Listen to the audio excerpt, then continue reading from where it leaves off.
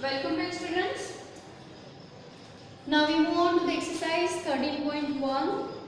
See the first question. Question number 1. Following are the car parking charges near a railway station up to. So here time is given, that is 4 hours, and charges for that is also given. So we will write this information in the form of table, hours and rupees. For 4 hours the charges is 60 rupees. For 8 hours the charges is 100 rupees. For 12 hours charges is 140 rupees, and for 24 hours charges is 180 rupees. Now what is your question? Check if the following charges are in direct proportion to the parking time. So what we have to find? Charges are directly in proportion to the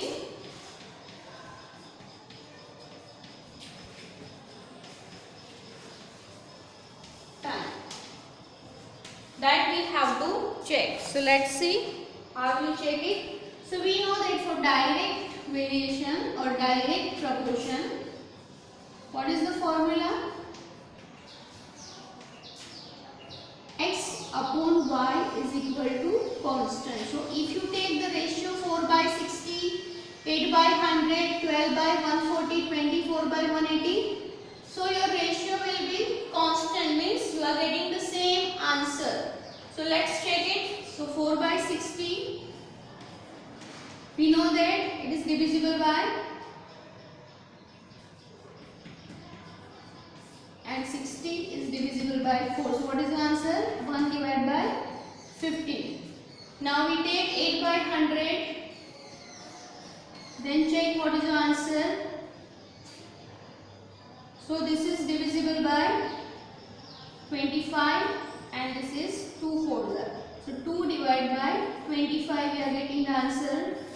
Next we will see 12 divided by 140. So this is divisible by 2.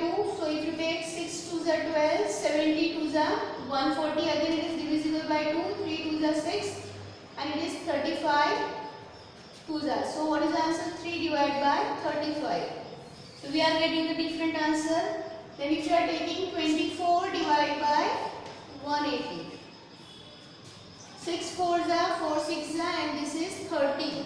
Again 2 2s are 4, 15 2s are. So what is the answer? 2 divided by 15. Again we are getting the different answer. So here we are not getting the same ratio. That is, for 4 by 60 we are getting 1 by 15. For 8 by 100 we are getting 2 by 25. For 12 by 140 we are getting 3 by 35. And for 24 by 180 we are getting 2 by 15. So what we can say?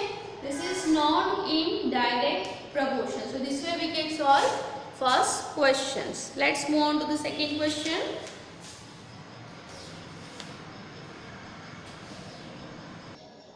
Let's move on to the second question.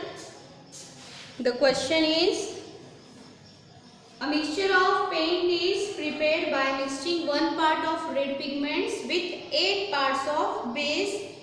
In the following table, find the parts of base that need to be added. So already I have written the tables on the board. Parts of red pigments that you can represent as X, and parts of base that you can represent as Y. So for one part, the parts of base is 8. Now we want to find for 4, 7, 12 and 20. So this is in direct proportion. So we know that the formula is x upon y is equal to k, or you can take x1 upon y1 is equal to x2 upon y2. So let's see. We take x1 upon y1 is equal to x2 upon y2. Why? Because we know first value, that is x1 is 1, y1 is 8. Here x2 is 4, x3 is 7, x4 is 12 and x5 is 20. So you can name it. This is your x1, x2, x3, x4 and x5. Corresponding to that we want to find y1 is already given. What is y2? Then y3, y4 and y5. So here we compare first x1 upon y1 is equal to x2 upon y2. So therefore x1 upon y1 is 1 by 8, x2 we have 4 and y2 we don't know, that we want to find. So therefore y2 is equal to what? This y2 will go here and 8 will go over here. So 4 into 8 divided by 1. So what is the answer? Therefore y2 is equal to 32. Next we will find for y3. So same way x1 upon y1 is equal to x3 upon y3. We know the value of x1 and y1 and x3. So therefore 1 by 8 is equal to x3 is 7 divided by y3. So therefore y3 is equal to what?